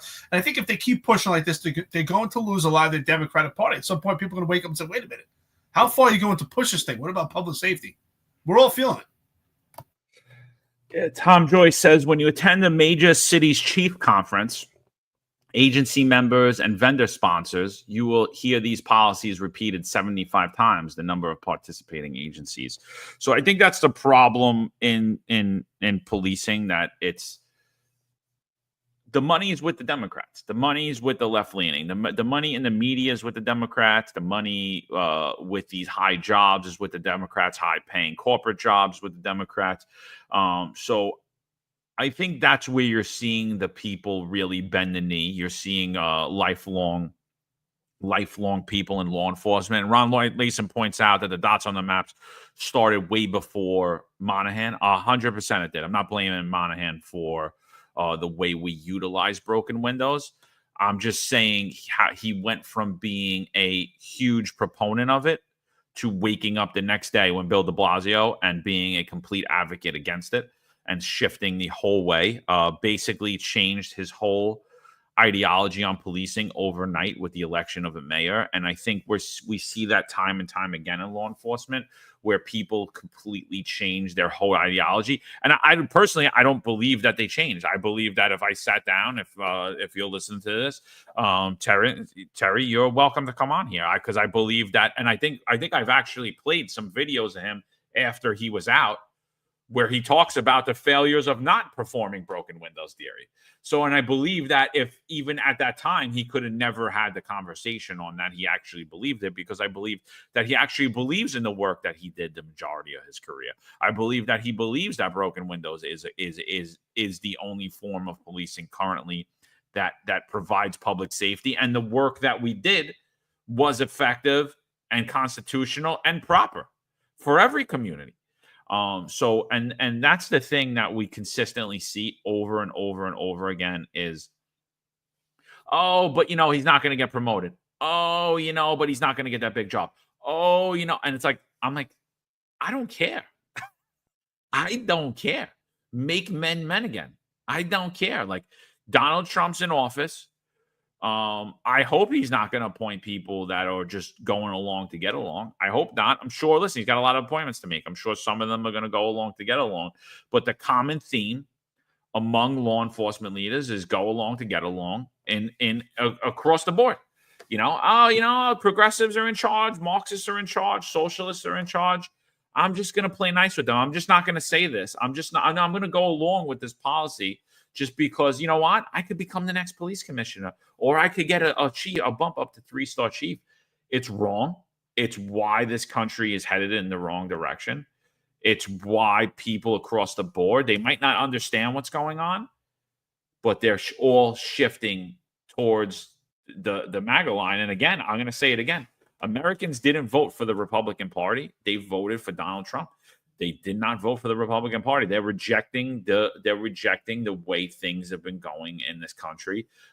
They're rejecting the way things have been going in our big cities. And when I look at the big cities, I'm not just talking about the police leaders either. I'm talking about the GOPs in those big cities. The GOPs in those big cities have been going along to get along. They run unopposed, so they don't oppose the Marxists and the socialists. They don't recruit and mentor new candidates. They don't help new candidates getting bored. Actually, when strong candidates come into play, they do everything they can to get them off the ballot. They do everything they can to not help them and shut them out and make sure that media doesn't get to them. So we're seeing all of these things are being done and being by the almighty dollar. Oh, it's going to hurt my bottom line. If I help somebody run against an incumbent and a Democrat, then the Democrats are going to run somebody against me, and then I'm not going to run unopposed. So I can't do it because, oh, what do you want me to do? What do you want me to do? And that's what's happening across the country. And that's why policing has failed. Yeah, it's interesting that the Democratic politicians in these cities, they're confident that they could actually sway leaders of police departments in Democratic cities to actually pander to them. They know that they'll find people that are self-serving. They found the right people, right? Tom Homan, if Tom Homan was the chief of the NYPD, he would not move up in this upper echelon with the police department under Eric Adams, because he knows that Tom Homan will stand on his 2 feet. He'll stand for moral principle. He'll stand up. He'll actually stand for what he believes in. He'll stand for what's the truth. So he's not going to move up. So he would have to make a decision, right? Am I going to pander to this movement or not move up my career and stand up on moral principle? So I could say people like myself and John, if we were still in the police department, we would not move up in this administration, because no way are we going to sell it. We're going to say this is absolutely ridiculous. Sanctuary cities are a contributing factor, probably the largest contributing factor to crime right now. We have illegal military age males. We have illegal military age juveniles, out there committing crimes, and we're not deporting them. They're committing 30 and 40 some odd crimes. Sanctuary cities, along with bail reform, it's just a firecracker. It's a huge fire that we can't put out. Jesse James, shout out to you, brother. Coffee and donuts, $4.99 to the podcast. We appreciate it. Great friend, Jesse James, always on. Yeah, absolutely. It's just, again, they've targeted weak, self-serving cowards to put in positions of power so that they can pander the movement. It's smart on their behalf. And they pick the right people. They're not going to pick people that actually believe in fortitude and stand on their own 2 feet and believe in moral principle. And that's the bottom line. That's how they get these police departments in the right direction. And I'm sorry, not in the right direction, but in their direction. All right, so thanks everybody for joining this morning. We're hour 18 in. We're gonna go for another 40 minutes. We got 640 people on this live chat. Appreciate you for joining. If you guys could just do us a favor, like and share out this space. If you're on social media, if you could repost it and like it, we appreciate it. So we just talked about the appointment of Tom Homan. I think it's a great appointment. I think Eric agrees. Anybody that sees it differently, let us know. I think, but let's move on. Before we shift to NYPD and New York City politics, just one other thing has came out from this administration, came out from FEMA. So not to just knock police leaders, because I think the masculinity has been, I said the NYPD has been emasculated, but I really think what I should have said is America's been emasculated. It's not just law enforcement that has been emasculated throughout this time, throughout these last decade. America has been emasculated, and we're seeing it in every profession. I can't say this because of this. I can't do that because of this. I can't do this. I can't voice my opinion. Oh, they could wear they could have something that they hate Trump T-shirt on, but I can't wear a T-shirt in support of Trump. It's like, who told you can't? Who told you can't say those things? You're putting those restrictions on yourself. You're worried about the backlash. You're worried about having that fight. You're worried about having those adversity experiences. You're shirking your responsibility. This comes out from FEMA. It's absolutely disgusting. And again, it's related to the emasculation. It's related to people going along to get along, because there's a lot of people who've seen what happened and knew it was wrong, did nothing, said nothing, and more than likely went ahead with the policy. Let's listen. Last week's election exposed how the liberal media lied to your face to prop up Kamala, and now the left's been exposed again. Last month, after FEMA botched its Hurricane Helene response, Democrats got on their soapbox and blasted everybody who criticized the agency. Remember? Turns out the only ones politicizing the hurricane was FEMA. And that misinformation the left warned you about was true. According to a bombshell report by the Daily Wire, a FEMA manager told relief workers in Florida to not help homes with Trump signs. Internal messages obtained by the Daily Wire shows the list of rules for FEMA canvassers. Rule number 2, avoid homes advertising Trump. So after FEMA confirmed that the messages were real, Director Deanne Criswell fired the employee and called her messages reprehensible. In response, the fired FEMA manager told Primetime that this wasn't an isolated incident, and quote, FEMA has made me a patsy. Florida Governor Ron DeSantis is demanding a full investigation and wants every partisan bureaucrat fired.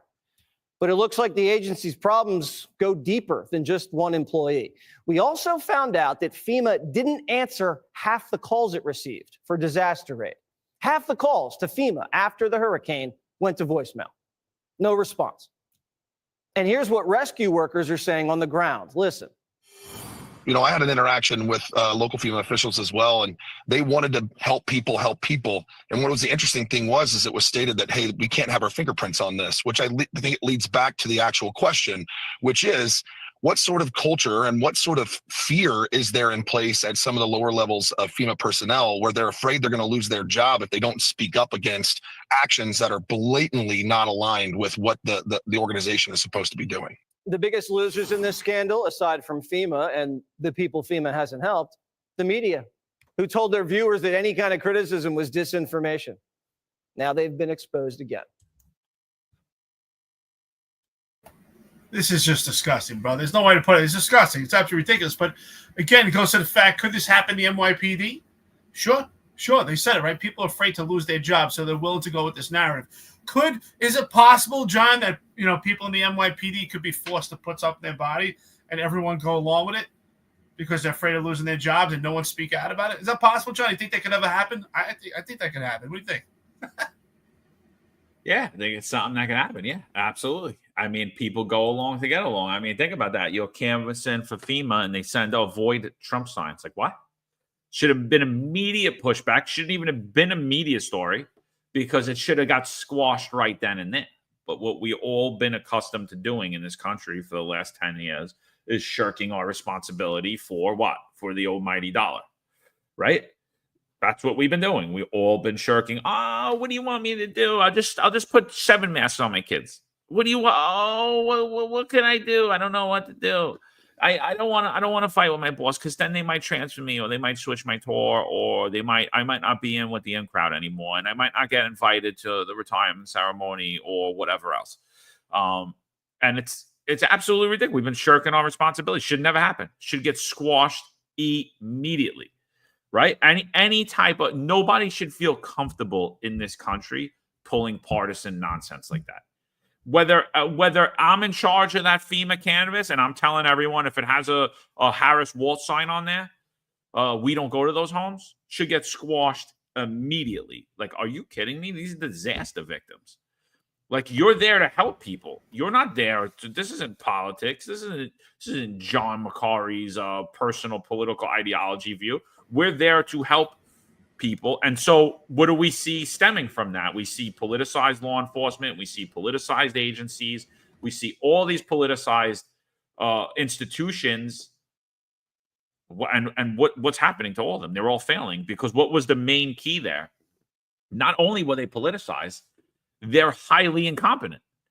50% of the people that reached out never even got a response. I mean, if you run a private corporation like that, you'll be out of business within a week. 50% didn't even get a response. And this is what's happening, is the breakdown of society because of the lack of people taking responsibility for not only their actions, but the actions of others, right? Who was it? Was it Young that said, Carl Young, he said, you're responsible for everything you do and everything everybody else does.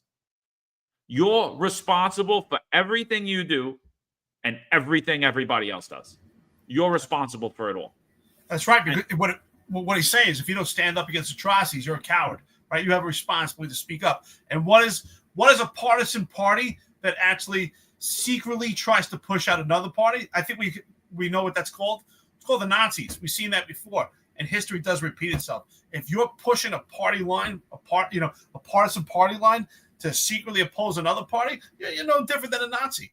So could the NYPD, could FEMA, could any of these organizations become Nazis? Absolutely. We always ask that question. Could we become Nazis? Absolutely. Ask yourself right now, if you're an active member of law enforcement, or you know someone that's active in law enforcement, could you or could that person become a Nazi? And the answer is absolutely yes. They say, I have to find it, but I heard in numerous virtual town halls through X and just reading stuff that only 2% of people speak out from a group. Think about that. Only 2%. That's not very much. So could the NYPD push a partisan line to secretly oppose another party? Yeah, absolutely. We see it right here through FEMA. It's disgusting. It's disgusting what we see for the mighty dollar. Do we have to feed families? Yes. But are we going to sell ourselves out? Speaking of money, here we go. I love this. This is outstanding. Let's do this, John. So, see through New York, if you go on there, you could look at agencies, you could look at employee spending. Not everybody, because certain people get their names redacted and other people don't. So, when you look at pensions, things like that, some people's names get redacted. Some people's names get redacted on 50A. Some people's names get redacted on See Through New York. Other people don't. I don't understand. If you're a public employee, it should all be public information, regardless of your rank. Came out that in 23, I believe, a lieutenant in the NYPD working in the chief of department's office made over $400,000. Numerous other lieutenants and people at other ranks came very close to that as well. What are your thoughts around that? Around overtime, making $400K, a lieutenant making $400,000.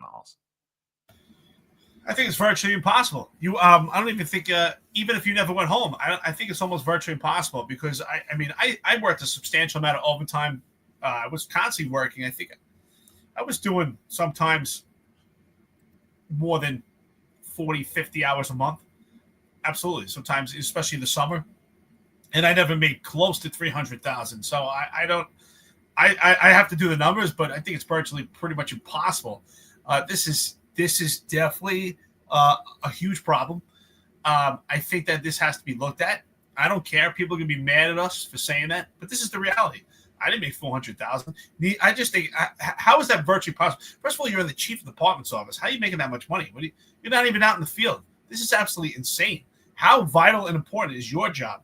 And it's funny. I thought I heard now some grumblings that the overtime cap is going to be removed, because usually before that they had to try to even out the numbers, right? If you have 100 hours overtime, usually they would stop your overtime so someone else gets 100. And usually, if you end up on the top 400 list, there's a flag. I know my commanding officers would always say, make sure you're not in that top 400 list. It raises a red flag. There's a lot of probing get involved. So sometimes, you knew that your overtime was getting an extreme amount, and you would say, listen to someone else, listen, why don't you take some of this overtime? My overtime is getting high. These numbers are astronomical. Do you think it's impossible to make 400,000? I have to sit down and do the numbers. It's insane. I think, when you look at it, there's a lot of factors in here. There's a lot of different factors. One, the lies about the morale and the lies about the manpower need to stop. Right? They need to stop. That's one, because I think of course, people are going to make more money now than they've ever made before, because the department is diminished. Is this mismanagement that some people are making $400,000 a year in overtime? Some lieutenants are making $400,000 a year in overtime, and with overtime, and probably some retro in there too. Probably figure 30, 40,000 in retro, right? So is it mismanagement that someone could get to that level and then somebody else is only getting, let's say, $10,000 or $20,000 in overtime? Is that mismanagement? Absolutely, right? Someone making over $100,000 in overtime, someone making not even close to $20,000 in overtime. That right in itself is mismanagement. Is the overtime being used properly? I don't know. Was every waking minute of her day spent enforcing public safety and making sure that this money well spent? I'm going to say probably not. I'll say probably not. It wasn't, but I can't say because I don't know. But I know ultimately not her fault, not anybody's fault that made that money. If you gave me the opportunity to make that much money, I would do it also. I'm going to say it's the fault of the poor management and the incompetence of the Eric Adams administration and his appointees, and the lies that this department has been telling forever. The lies that we have the manpower to properly staff people, the lies that they're competent enough to budget for overtime, and they're not. The people in place clearly are not competent enough. They're supposed to be. The mayor put out a directive to control overtime. I believe it was in 23. It was possibly even 22, where the highest earners would be looked at, where there would be monthly meetings, all of these overtime scales that would have been in place, and things that we've always had in the NYPD, right? There's been times the NYPD has clamped down on overtime. I mean, I think they do it 2 to 3 times a year, right? I support them lifting the cap because it's ridiculous. It's like, why are some of your friends making all this money, and then I'm busting my buns and you're bothering me when I'm being ordered to go to details. Like I've gotten in trouble plenty of months for going over the cap, and I'm like, everything I did I was ordered to do. Like, what are you telling me? I'm like, I'm not coming in here like with my head down. Like, everything I did, every piece of overtime I did, you ordered me to do, and I would have gladly not did them. I would have gladly stayed home on the weekend with my family. I would have gladly stayed home when I was off. I'm like, I was ordered to do this. Like, what's this conversation about? You should have it with yourself. Like, and like, so I'm not mad at anybody. Good for her. Good for her. But it shows the mismanagement in this administration. It shows the complete, utter mismanagement. Well, I think there's a lot of ways to look at this. There's a lot of layers involved when it comes to overtime. Right now, I speak to cops all the time. So do you, John. I speak to cops, sergeants, lieutenants, and they're completely overworked. I speak to one lieutenant in particular, I'm not going to mention his name, but used to work for me. Extremely intelligent guy, a hard-working cop. And he tells me he's pretty much a glorified cop, glorified sergeant.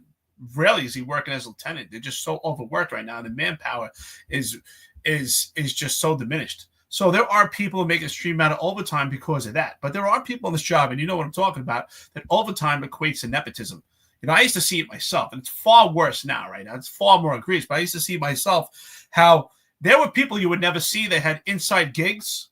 And then all of a sudden, as soon as overtime started to come out, these people, they were coming out of the woodwork and like, who is this person? All of a sudden, man, they were crime fighters on Friday night and Saturday night. They showed up at some all of a sudden they were plain clothes and they showed up at some unit. Like, who are you? You know, who is this person? They didn't even know they're some inside gig. But as soon as the overtime came out, you know, they worked close to the right people that were administering the overtime. So yeah, definitely to blame on leadership. Do I blame this lieutenant? She's trying to chase the money? No.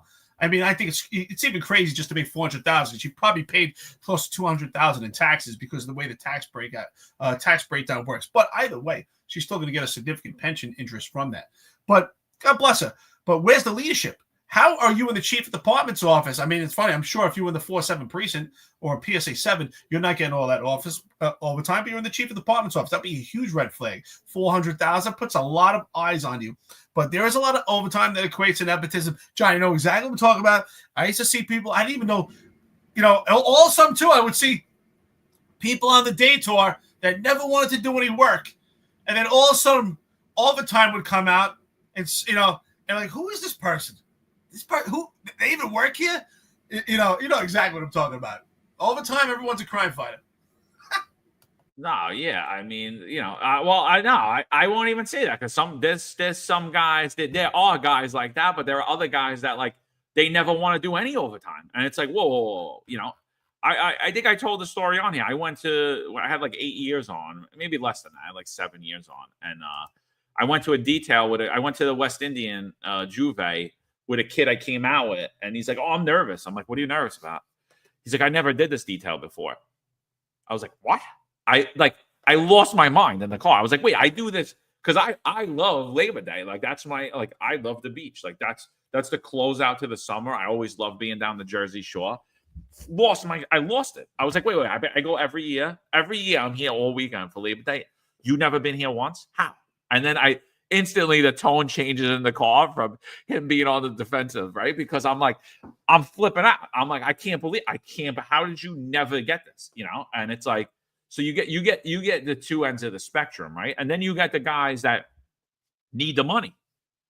And they'll do anything, bro. They'll work, they'll make $400,000, you know, and they need the money. And you know, and those guys get, you know, they have to end up doing paid details and then doing second jobs. And sometimes they get in trouble for doing stuff that's not authorized, all because they want to put food on the table. So they should have the option to put food on the table as long as the taxpayers are getting a reasonable bang for their buck, right? And things are reasonable. It's just, you know, when you look at it, look, here's the mayor's order, right? Here's the mayor's order. This comes out in September 14th of 2023. It's to the commissioners of the NYPD, the FDNY, the DOC, and the DSNY. Overtime spending. The city is facing fiscal constraints, which requires the ongoing monitoring of agency spending. Control of overtime is important for good government, and overtime should be approved only in those instances. The police department, fire department, blah, blah, blah. It is the ongoing responsibility of management and each agency is to ensure the overtime is used responsibly and in accordance with city guidelines. Given the ongoing fiscal constraints, it is the mayor directive set forth, right? And he goes on to review of top overtime earners. Agencies commissioners shall personally review the top overtime earners in their respective agencies at least quarterly to ensure the overtime is being distributed equitably and to avoid potential abuse. The FDME, DMPS, and OMB shall also review the top earners of their agencies and may require additional information from those agencies as appropriate. So obviously, if you're in the circle of nepotism, that top 400 list or that top 100 list, that's the highest earners. That's what's, you know, the coveted list to be on in the New York City Police Department, because that means you made the most money in the New York City Police Department. It's always people that are close to the king. It's always been, it always will be. I just think today we see a lot more abuse of things where we see commissioners making overtime. You see people that can't make overtime. You see people getting no overtime, and then you see people getting overtime that you're like, how the hell is that even possible? You know, I think it's pretty funny too, right? Because a lot of these people that would do overtime, I'm not, you know, clowning and hating everybody. There's a lot of people that do overtime. They're just hard workers, want to make money, and when they go out and do overtime, they do the same job that they do when they're working normal hours. That they go out there to work. But there's a lot of scammers too. And I know, listen, I had all the unmarked cars assigned to my unit. I was a special ops lieutenant, PSA 7, right? And I remember sometimes driving into work, and I would see one of my unmarks assigned to my unit drive by me on my way in. I'm like, wait, why is my unmarked on the road with the windows up and all tinted, right? Like, why is my unmarked on the road? None of my guys are in yet. You know, then I get to work and find out that someone above my pay grade gave the keys to someone that's close to them for them to do overtime where it's supposed to be omnipresence, but they're in an unmarked car with tinted windows because basically they're hiding out so that they can make money on overtime. Now, that's not everybody, but there are some. Oh, wow. It's funny how everybody wants to be anti-crime, you know, on overtime when it comes to omnipresence. So I had to laugh on that, you know, at sometimes. But I made sure to get my keys back for sure. Yeah, and then, you know, the other thing that is the problem is, and it goes into the leadership of the NYPD, and this falls on the appointed management in the NYPD, the mayor appointed management. In 19, the NYPD's overtime was budgeted for $547 million, $577, right? That was what was budgeted. In actuality, they spent close to $600 million in overtime, right? That's in 19.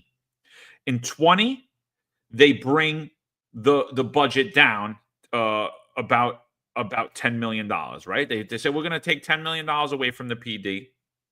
Okay, take $10 million away from the NYPD. So they bring their budget down to $535 million. They actually spend in 2020 $721 million, right, in overtime. So what do they do for 21? What do they do for 21? Defund the police movement. We're getting rid of this. Crime's skyrocketing. Police officers are fleeing, right? Border crisis is starting up. What do? They go from budgeting from $535 million in overtime to budgeting $226 million in overtime. They cut the overtime budget in half when they weren't able to meet the overtime budget the 2 years prior. And now that we have a diminished police department and crime skyrocketing, they say, oh, yeah, we're just going to cut the overtime in half. Zero. There is zero ground in reality to do that, right? So what'd they do? They weaponized city council to beat the crap out of them, that they're mismanagers, that they don't know what they're doing. They can't fund the overtime. They're going way over. So then they get to $428 million, right? In 22, they raise it $100 million, $353 million. In actuality, in 22, what do they spend? Diminish the police department. They spend more than double, $670 million. In 23, they raise it to $372 million, right? What do they actually spend? $818 million. So it's, what do you see? The department shrinking, the overtime's going up. They continuously are now trying to get back to the allotted overtime budget that's actually reasonable for this department in the city. But again, they can't tell the truth. So adopted budget for 24, they raise it to $436 million, still $100 million short of where we were in 2019. And so far in 24, I believe it's $555 million in overtime has been spent. So they'll far surpass that expectation. And the preliminary budget for 25 is $477 million again, which is again not unachievable. They won't make it. They won't make it. So a lot of the problems with the overtime is that they're adopting budgets that they know there's no way they're going to be able to adhere to, but they just do it anyway.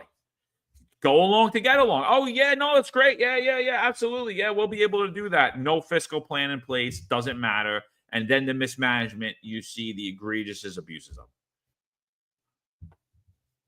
Well, it's total mismanagement over time. You would see typically in the police department, John, you probably remember, because the fiscal year was June to June, right? Not January to January. So we would see around April, May is when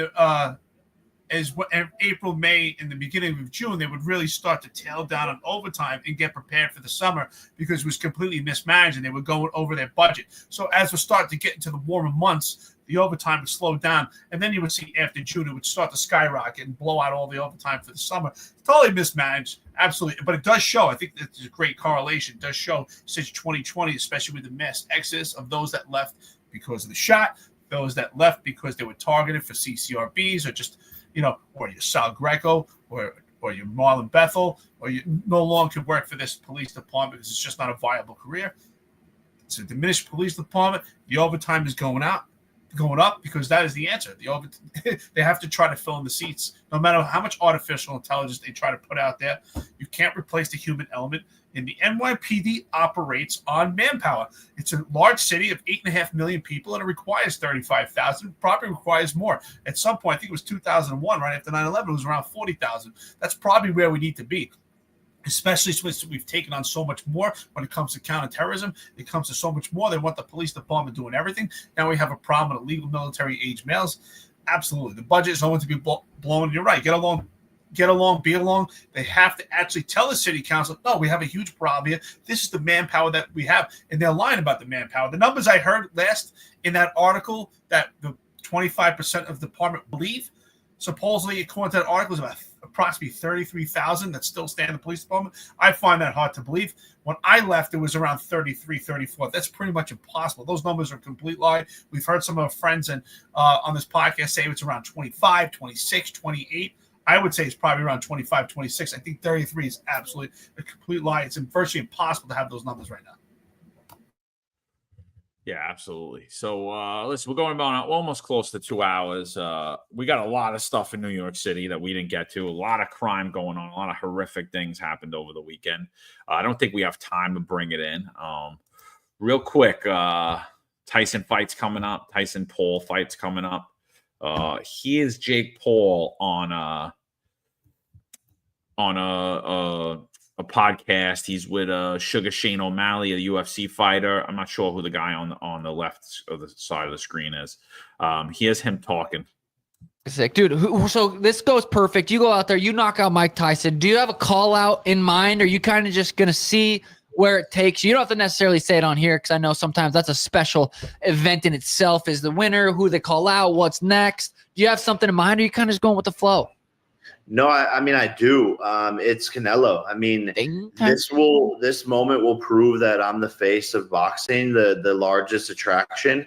And me versus Canelo at 200 pounds for the cruiserweight championship of the world is the biggest fight, arguably even bigger than me versus Tyson. And it makes so much sense. And, Canelo's on his way out. He's going to want a payday. And I want to show the world that all the shit I've been talking about beating Canelo is actually true. And I'll have the biggest upset in the sport of boxing. And we will fight to really see who is the face, because after this event, I'm going to be claiming it. I beat his gate record in Texas. I'm beating the ticket sales, all of that stuff. So the numbers and the data show that I have more followers than him, etc.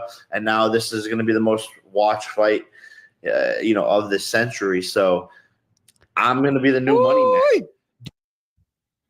What do you think?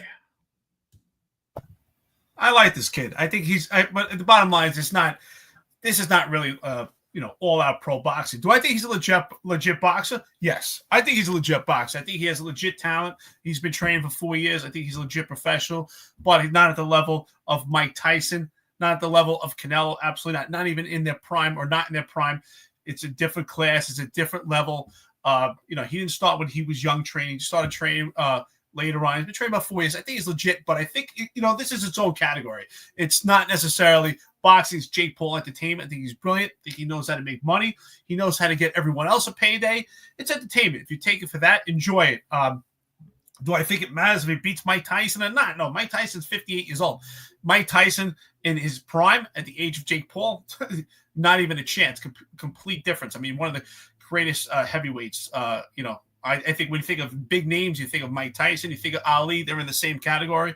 But absolutely not. Could he compete with Canelo? No. But notice we said Canelo's on his way out. He's not going to compete with Canelo when he's on a level. Do I give him credit? It takes balls to put your name on the line, because he may get knocked out by a 58-year-old man, but no matter what, it's pretty cool to say he got knocked out by Mike Tyson. He may not, no matter what, he's 58. I think that I do think he's going to win. Jake Paul, Mike Tyson's almost 60 years old. That's a daunting task to ask almost a 60-year-old man. He's not the same Mike Tyson. We don't expect him to. But this is entertainment. That's what I think. It's just entertainment. He knows how to make money. He's brilliant. And I don't hate on him for it. I just think it's entertainment. Yeah, I like I said, I hate seeing the fight. I'm gonna watch it. I'm getting more tuned into it now. I think this kid's a brilliant entertainer. Is he a boxer? Yeah, he's a boxer. He's not a traditional boxer. He's an entertainment boxer. I will never put him in the category unless he completely switches the way that he's going. He's running these events. He's not going into sanctioned boxing matches where he's going through the I'm going to fight the number 1 ranked and the number 2 ranked. I mean, he's not doing that at all. He's fighting retired boxers and retired UFC fighters. And he's done pretty well. He trains every day. I mean, you could tell he's in shape. You could tell he's dangerous. I'm not going to say he's a traditional boxer. He's an entertainment boxer. I don't think he's anywhere near the level of Tyson or Canelo. I think, Tyson 23, 27, even 30. I don't think Jake Paul lasts 30 seconds. I don't think standing up, at Tyson at 58, I think it's a daunting task for Tyson. I do. I think to sustain that level of energy for that many rounds, I don't know that he'll be able to do it. I know in short bursts, Tyson's very dangerous. I wouldn't get in the ring with him. However, Jake Paul's been training every day for years. So I think, honestly, if I had to favor anybody, I'm going to favor Jake Paul. I don't want to see him win. I want to see Tyson win. But I'm going to favor Jake Paul in that fight. Just solely based on the age and the stamina level of Tyson at this point. And Tyson has abused his body. We've seen it. We've seen Tyson completely out of shape. You've never seen Jake Paul out of shape. He's in the prime of his life. He's in the prime of his athletic ability. I think, however, he's out of his mind. I'd have to look at the size difference between him and Canelo. I think he's out of his mind if he thinks that he could stand in the ring with Canelo, or he's at the skill level of Canelo. I don't see it at all. I think it's funny. It doesn't stand a chance with Canelo. Canelo is by far the most talented boxer right now. But I will tell you this: I want to know what chemical compound he's on. This kid's on all kinds of peptides, and he's on the Paul brothers are on all kinds of peptides. They got a hell of a chemical background. But you got to give him credit. The kid knows how to make money, and what he did for women's boxing is really impressive. He put Katie Taylor and Amanda Serrano on the map. They had the promotion that he did for their first fight, if anybody knows boxing, was amazing. Now it's going to be Katie Taylor versus Amanda Serrano too, because it was really like Katie Taylor won, but a lot of people think Amanda Serrano won that fight. So look out for part 2 if anybody's into boxing. Katie Taylor versus Amanda Serrano. So I think he did a lot for those two. He made them a lot of money, really put them on the map. I got a huge focus on. So he did a lot of. I think the kid's impressive. I think he's really intelligent. He really knows how to work social media. He is. He's brilliant. Just natural when it comes to social media. He knows how to make money. And the bottom line is Mike Tyson's getting a hell of a payday. And anyone that has gotten a promotion card with Jake Paul has gotten a hell of a payday. So, I give him credit. And I do think he's a legit boxer. I think he's a legit boxer. I think he did a great job against Tommy Fury. I think that Tommy Fury is definitely a higher level boxer than he is. But listen, you got to still give him credit. He goes in the ring and puts it all on the line. God bless him. Yeah, what's he? So Nighthawk is saying Jake Paul's a big kid. He's around 6'1", 250. I'm going to look that up any day. Plus, he's young. So fighting Canelo is a fraud, not even at all, just a spectacle. I think it's entertainment boxing. So I don't think Canelo's anywhere around 6'1" or 250. So, again, it's not a fair fight. 6'1", 250. I don't think it's a real boxing match. I think it's boxing entertainment. I think he's a brilliant business mind. He's a brilliant I don't know what do you want to say, but he said he's going to be the money fight. I think he is going to be the money fight. I think he's getting the gate, like he said. I got more followers than Canelo, and turn that into dollar signs, right? It's not just I got more followers on X or on Instagram. Turn that into dollar signs. People are going to pay to see him. So I think in that mind, he's great. I think that he's rivaling huge operations, boxing, UFC. He's doing it all on his own. Him and his brother, they're making tons of money by doing this. I just don't think they're traditional boxers in the sense of the word. I think it's entertainment boxing. Again, to fight a 58-year-old man in the prime, when you're in the prime, I don't think is a true representation of boxing. And it's, fight. If Jake Paul is 6'1", 250, he should be fighting dudes that are considered heavyweights, right? Over 200 pounds, and that are reasonable. And if Canelo's like, I don't know what Canelo's. I'm going to look up the stats right now. But if Canelo's much smaller than him, obviously then Jake Paul's winner to fight. Because the same thing. Put Jake Paul in the ring with Floyd Mayweather. Jake Paul catches Floyd Mayweather one time, it's over. Should have never even been in the ring. That doesn't mean he's a better boxer than Floyd Mayweather. Floyd Mayweather probably the best defensive boxer of all times. Canelo's 5'7". He's 5'7". I think he's about. It's not even a fight. It's not. So him even saying this, not even a fight. It shouldn't even. Jake Paul's a monster. He's a big dude. I would say he is around 240, 250 as natural weight. He's a big dude. Him and his brother are all kinds. I would love to know what chemical compound they are. I've never done anything in my life, but I'm quite interested, just to see what happens, because these guys are on some hell of a chemical compound. They're monsters. This kid, I forgot his name. He's actually one of Sean O'Malley's coaches. This kid right here with the glasses, I forgot his name. But yeah, I mean, even then, it's just been all entertainment. Who does he fight? He fights he knocked out Tyrone Woodley. Tyrone Woodley is an MMA fighter. He's not a boxer. There's a huge difference. And in MMA, they're not really boxing. They're punchers.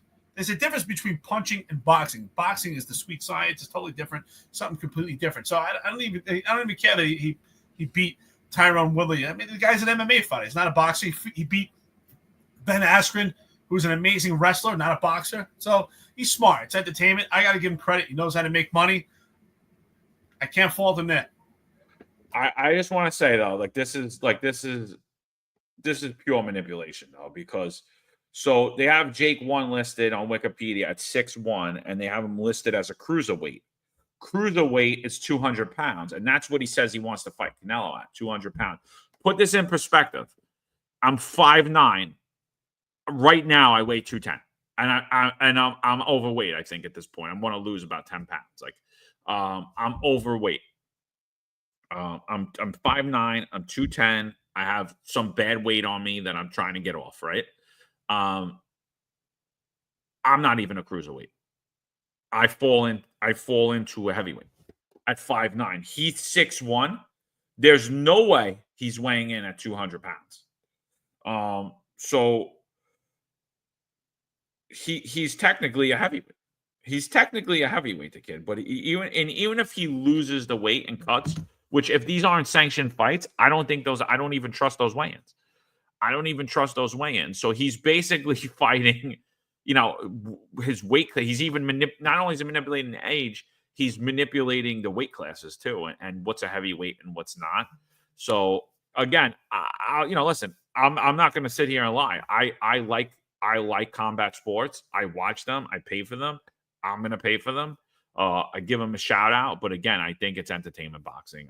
I don't think it's legit at all. I hope Tyson does put him to sleep. I do. I think he's actually a super heavyweight. I would say he's probably super heavy. He's a big dude. Him and his brother both big dudes. But either way, like I said, I mean, let's not put this into professional boxing. I think it's Jake Paul, Boxing Entertainment. God bless him. Do I think he's a legit athlete? Yeah, I do. I think, but again, you look at all the people he's fought. He put himself in positions where it's almost a guaranteed win, except with Tommy Fury. I was surprised he actually did that fight. But we saw when he fights a true traditional boxer that he lost. But like I said, I still give him credit for doing it. He's boxing for 4 years. Some of these people have been boxing a lot longer than him. But again, he puts himself in weight classes that, and age differences. I mean, 58 years old, even though it's Mike Tyson. We all have this image of Mike Tyson. But we're thinking about Mike Tyson, at 19, 20 years old. He won. He fought Larry Holmes when he was 19 years old. That's a huge step. He's 58. He's 58 years old. I mean, at some point, it's time to pass the torch. And Mike Tyson, man, to his credit, he's hilarious. He knows it too. And he's such a humble soul. He doesn't even care. But he admits he likes the spotlight. Mike Tyson always talks about it. He likes the spotlight. He loves when people cheer his name. So shout out to him. God bless. I think this is entertainment. Just have fun with it. Everyone, people are going to be sad that Mike Tyson's going to lose. He might even get knocked out. But you have to take it for it's a 58-year-old Mike. It's not the same Mike Tyson. And I don't expect to be the same at 58, that you're 19 years old. How can you compare? It's just it's pure entertainment. But by this guy, it's brilliant. No, yeah, absolutely. I agree. I think, like I said, I'll be lying if I said I wasn't going to watch it. I don't want to see it, but I'd be lying if I don't want to see it because I don't want to see Tyson get hurt or diminish himself. But I really don't think it matters because I don't think same way as if he fights a 5'7" Canelo, and he wins, I don't think it's a true representation of skill. So yeah, with that being said, I think we should wrap this up. We're about 2 hours. We'll be back on tomorrow. We'll be live 8:05. And, we'll definitely hone in on more New York City crime because there's a lot of stuff that happened over the weekend. A lot of stuff, New York City politics, New York City crime, a lot of stuff coming out of the police department. I just didn't think we would have time to get into all of it. But I think it was a good show. You got anything before we get out of here? I just want to say shout out to my fellow veterans. I had a great weekend. Every year I meet up with a bunch of my Marine buddies. We celebrate the Marine Corps birthday and Veterans Day. This year we celebrated 25 years since we went to boot camp. It was awesome. Shout out to my brothers who watched the podcast. We actually celebrated in Texas. We had a great time, but it was interesting. It was like almost like being in Florida, right? You see all the New Yorkers migrate to Florida. In Texas, it was all the Californians coming in and talking to people in Texas. They were not too happy. Like, hey, listen, we'll welcome anybody, but they're trying to change the politics in Texas. So they were not happy about it when it came to that. But a great time. Texas was really patriotic, still patriotic. You could feel being in Texas. It feels far different than being in California and New York. So shout out. Great time. The price of gas is really good in Texas. The price going out, pretty reasonable. So actually, and my buddies and I, we actually went and checked out the state capitol just to see. Really nice. Texas is an awesome place. So great time. Anybody ever goes out to Austin, go out to 6th Street, good time over there. So shout out. Thank you, everyone, for your service. Thank you, friends, and listen to the podcast. We appreciate it. Let's keep building this network. Thank you so much, everybody. We'll see you tomorrow, 8:05 Eastern and 6:05 for me Mountain Time. All right, brothers. Thank you. There's a handful of retired officers that don't live in the state that have a lot to say about the dream team, as I like to call it. All of a sudden, they retire and have a master plan on how to fight crime, but nothing to contribute when they were here. They want to come back and be part of the dream team. What can I say? Law enforcement professionals dedicate their lives to serving and protecting our community, but who's protecting their financial futures? That's where Laidlaw Blue comes in. Our wealth management platform is specifically designed for the law enforcement community. Laidlaw Blue is a division within Laidlaw Wealth Management, run by retired New York City detective John McDermott. His status as a retired detective uniquely positions him to establish a deep connection between Laidlaw Blue and the law enforcement community. Our platform is easy to use and provides a range of financial services, including investment management, retirement planning, and insurance solutions. With Laidlaw Blue, you can secure your financial future and provide for your loved ones. Our team of experienced financial advisors understands the unique challenges and opportunities that law enforcement professionals face. We're here to help you navigate the complexities of financial planning and achieve your goals. Laidlaw Blue. Secure your financial future today.